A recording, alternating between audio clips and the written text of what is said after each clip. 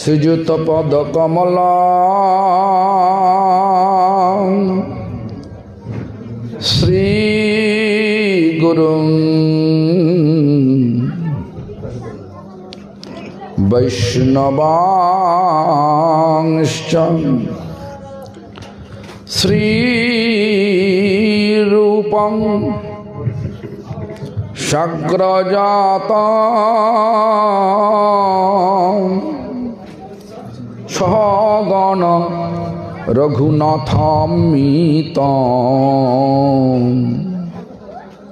তং সজীবম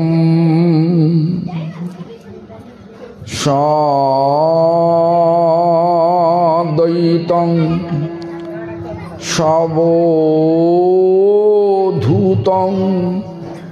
পরিজন সহিতং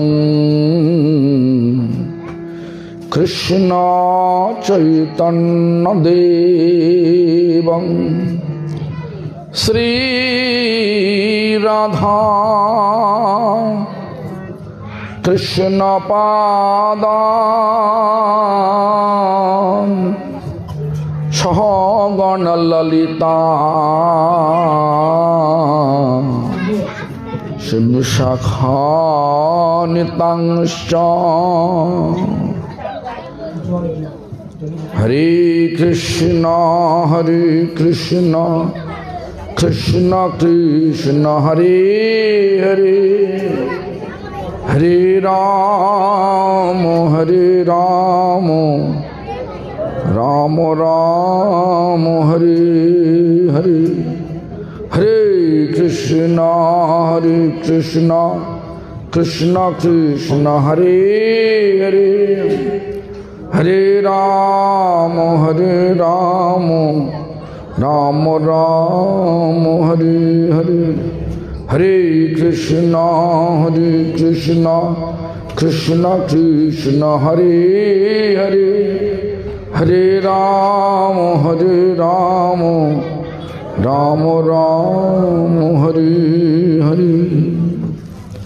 সর্বাগ্রে শ্রী ভগবানের অভিন্ন প্রকাশ বিগ্রহ ভগবদ জ্ঞান প্রদাতা ভগবানের সেবায় অধিকার প্রদানকারী গোপীনাথ গৌড়ীয় মঠ প্রতিষ্ঠানের প্রতিষ্ঠাতা নিত্যলীলা প্রবিষ্ট ওং বিষ্ণুপাদ স্তোত্র শত শ্রী শ্রীমদ ভক্তি প্রমোদ পুরী গোস্বামী ঠাকুর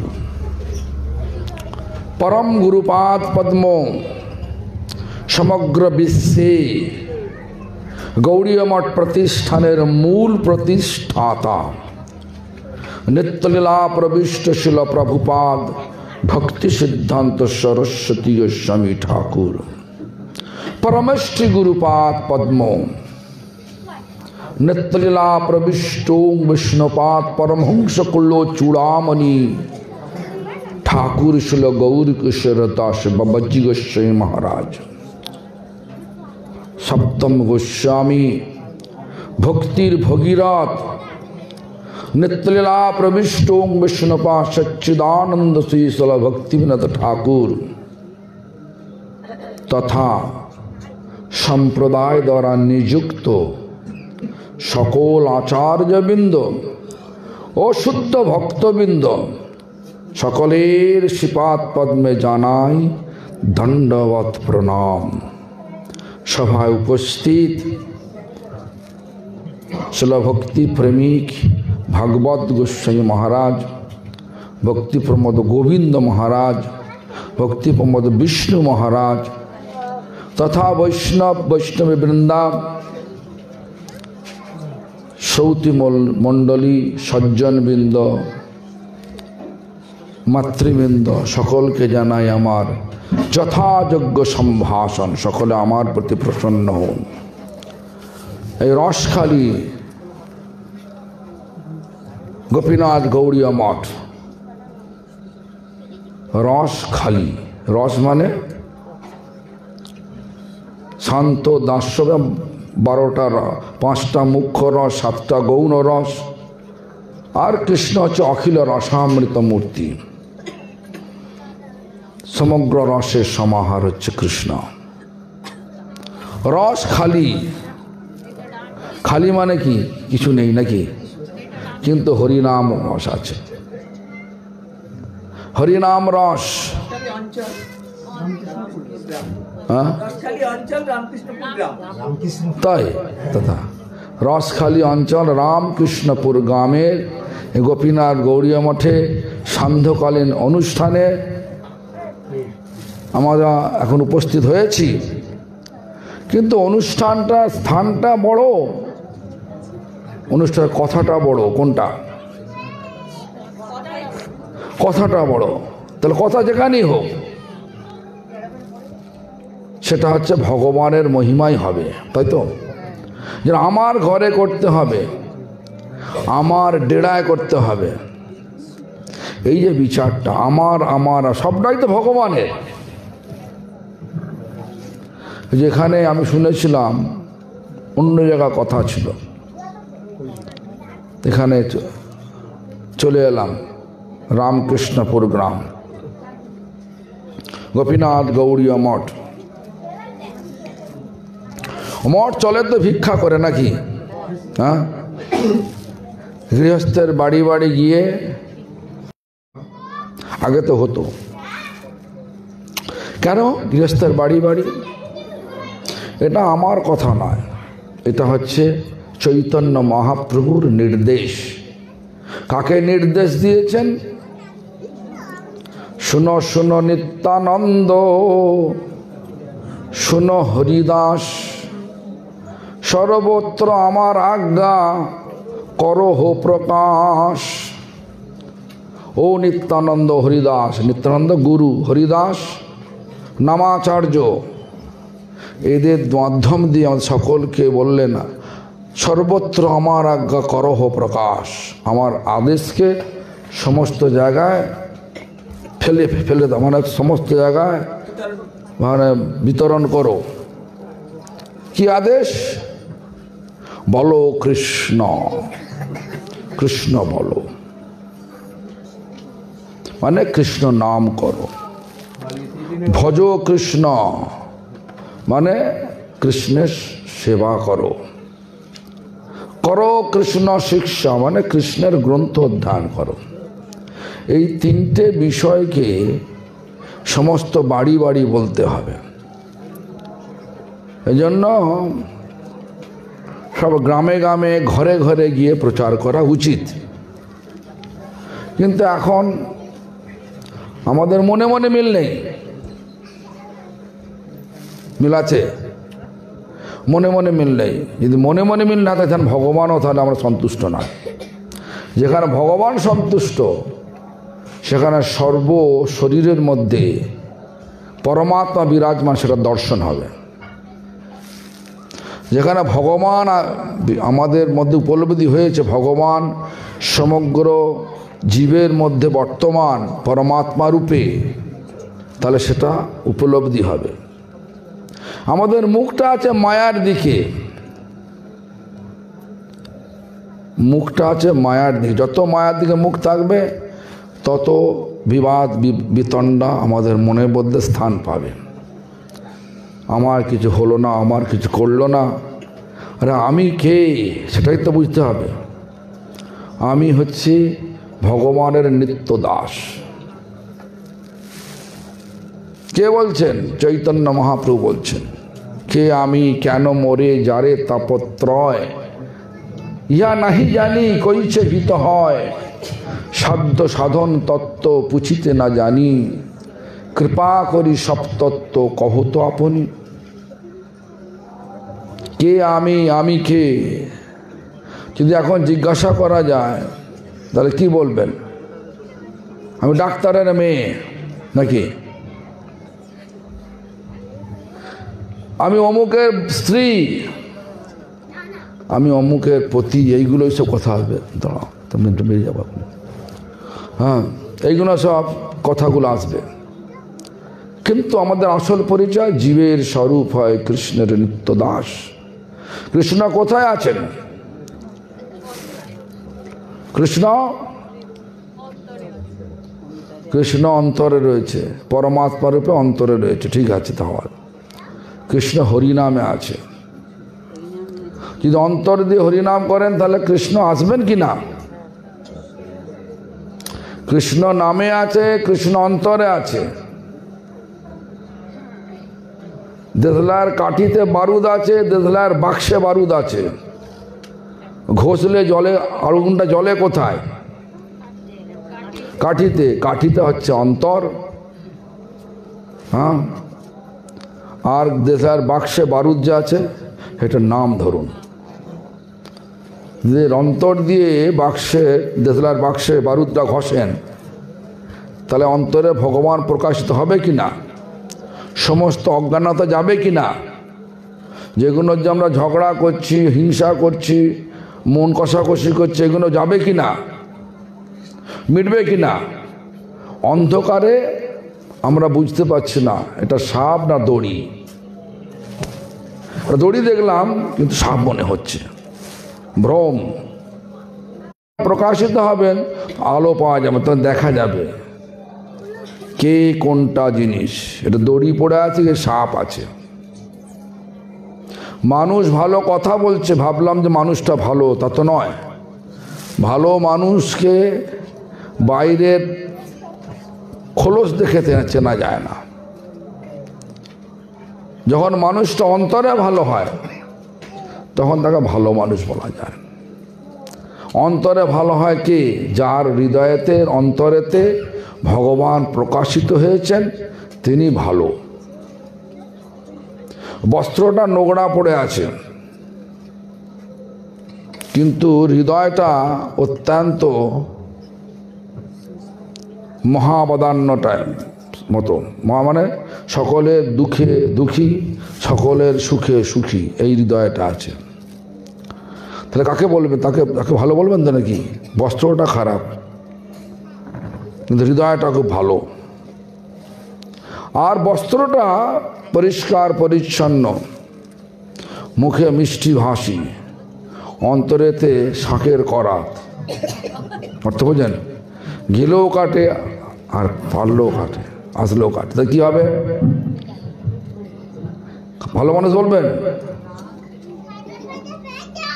মুখে মিষ্টি মিষ্টি ভাষা বলে যদি আমরা মানুষকে অপমান করার চেষ্টা করি তাহলে ভগবান অপমানিত হবে কি না? সকলের অন্তরে যদি ভগবান থাকে তাহলে এই বিচার করে ভগবানের সুখের জন্য আমাদের সর্বত্র যেতে হবে নাকি?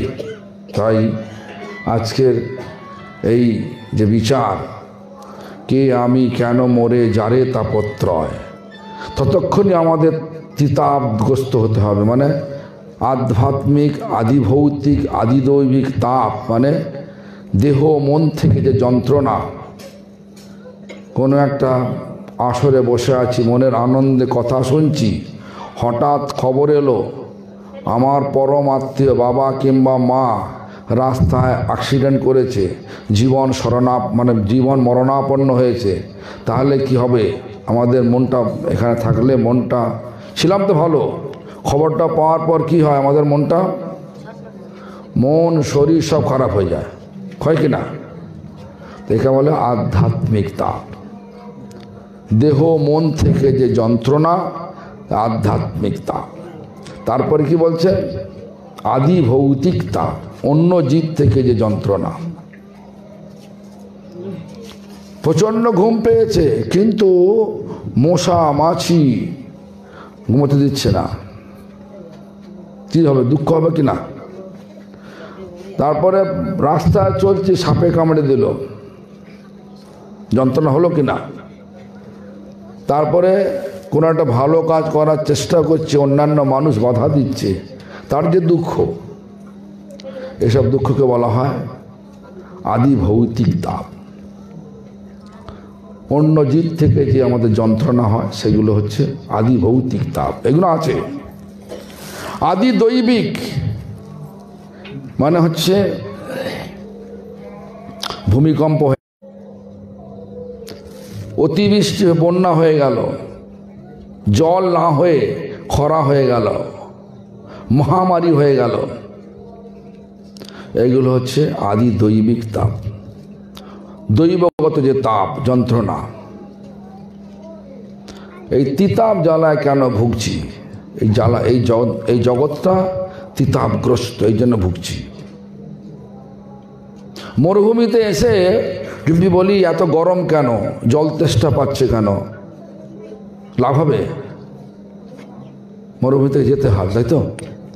সেই জন্য আমরা এই তিতাবগ্রস্ত যে তিতাবগ্রস্ত যে ভোগময় ভূমির মধ্যে পড়ে আছি, ভোগময় ভৌতিক ভূমিতে যে জন্মলাভ করেছি, যে শরীরই পাই, সবাই সবাইকে ভোগ করতে চাই। এই মানুষ দেহ লাভ করে এই ভোগময় ভূমির যে স্বভাব সকলকে ভোগ করা, এই থেকে মনটা সরিয়ে নিয়ে, চিত্তটা সরিয়ে নিয়ে যখন সেবাময় ভূমিতে লাগাবো, মানে সে সেবাময় ভূমিটা কোথায়? ভগবান।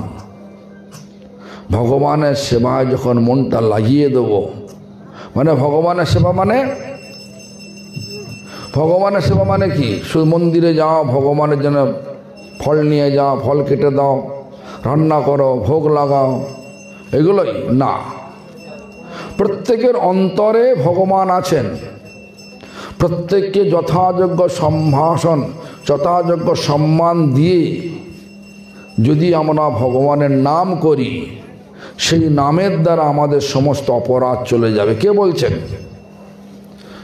ভক্তিবিনোদ ঠাকুর বলছেন, সকলে সম্মান করিতে সকতি দেহনাথ যথাযথ, তবে তো গাইব হরিনাম সুখে অপরাধ হবে হত। মনের আনন্দে কখন হরিনাম হবে? যখন আমরা সকলকে সম্মান দিয়ে হরিনাম করব, তাহলে মনের আনন্দে হরিনাম হবে। মনের আনন্দ হরিনাম হলে কি হবে? অপরাধ চলে যাবে। অপরাধ গেলে কি হবে? অপরাধ শূন্য হয়ে নাম করলে কি হয়? প্রেম উৎপাদন হয়। প্রেম, প্রেম মানে কি? সত্যিকারের ভালোবাসা। একটা উদাহরণ দিচ্ছি, সত্যিকারের ভালোবাসা।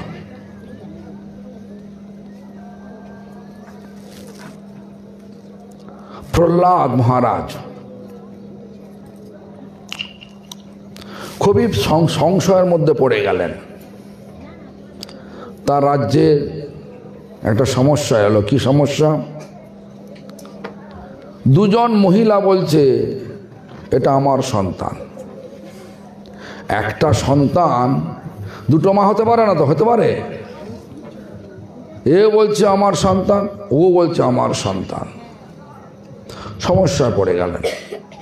প্রহ্লাদ মহারাজ চিন্তিত হয়ে মাতা কয়াদুর কাছে এসে বললেন, আমি কি করব মাতা? তুমি চলো রাজসভা, রাজ দরবারে চলো, আমি বলে দেবো কে সত্যিকারের মা। তোর প্রহ্লাদের মা কয়াদু বিচার সভায় গিয়ে বললেন, ঠিক আছে। যখন দুজনেই বলছে আমার ছেলে, তাহলে কাজ করছো, এটাকে দু ফালা করে ফেলো, কেটে ফেলে, এক ফালা ওকে দাও, এক ফালা ওকে দাও। তখন একজন মহিলা বলল, না মহারাজ আপনি কাটবেন না, ওকেই দিয়ে দেন। তখন যে মহিলাটা না বলল, কয়াদু বলল, এটা এ হচ্ছে আসল মা, সেটাকে দিয়ে দাও, সম্পূর্ণ দিয়ে দাও। বুঝে আমার কথাটা বুঝতে পেরেছেন? হ্যাঁ, সত্যিকারের ভালোবাসা মানে ভালো চাই, ভালো চাই, সকলের ভালো চাই। তারপর সত্যিকারের ভালোবাসা। সকলের ভালো কিসে হয়? সকলের ভালো হয় শুদ্ধ ভক্তিতে ভালো হয়। সেখানে শুদ্ধ ভক্তি, সেখানে কোনো ঝগড়া থাকবে না, সেখানে শুধু সেবার পরিপাটি থাকবে। চন্দ্রাবলী আর রাধারানী নাম শুনেছেন তো? তারা কি চেয়েছিল? ক্ষমতা আঁকড়ে রাখতে চেয়েছিলেন, না ভগবানের সত্যিকারের উত্তম সেবা চেয়ে? কোনটা? ভগবানের উত্তম সেবার জন্য চন্দ্রাবলীও সবসময় ব্যস্ত, রাধারানী ব্যস্ত, কিন্তু কার সেবা কৃষ্ণ গ্রহণ করতেন? রাধারানীর সেবা বেশি করে গ্রহণ করতেন, মধ্যে মধ্যে চন্দ্রাবলীর কাছে যেতেন। কেন? যারা সেবা ভাব থাকে তাদেরকে ভগবান কখনো প্রতারণা করে না। যাই হোক, এখন আমরা এই দুঃখ যন্ত্রণাগ্রস্ত ভোগময় ভৌতিক ভূমিতে এসে উপস্থিত হয়েছি। সর্বক্ষণ আমাদের কাছে আসছে, এখানে আসুন মহারাজ, ওখানে আসুন, আপনারা এখানে চলে আসুন, ওখানে চলে আসুন, যেতে হবে, সব জায়গাতেই যেতে হবে। হবে কিনা বলুন? হবে কিনা বলুন? তাহলে সব জায়গায় গেলে কি ভগবানের সুখ হবে না দুঃখ হবে? বলুন, বলুন না, বলুন না। দুঃখ হবে, সুখ হবে। তাহলে ভগবানের সুখের সব পক্ষে যেতে হবে না বিপক্ষে যেতে হবে? কোনটা? তাহলে ঠিক আছে, ভগবানের পক্ষে যাওয়ার জন্য তাহলে আমি এখন এখান থেকে কথা সমাপ্ত করে আমার কথার বাকি কথাগুলো আমার পাশে ভক্তি প্রেমিক ভাগবত মহারাজ রয়েছেন, ভালো বক্তা, তার হস্তে এই সভার দায়িত্ব, আপনাদের কর্ণে মধু অমৃতময় কথা প্রবেশ করানোর জন্য দায়িত্ব দিয়ে আমি তাহলে এখান থেকেই আমার কথার বিশ্রাম দিচ্ছি। হরে কৃষ্ণ।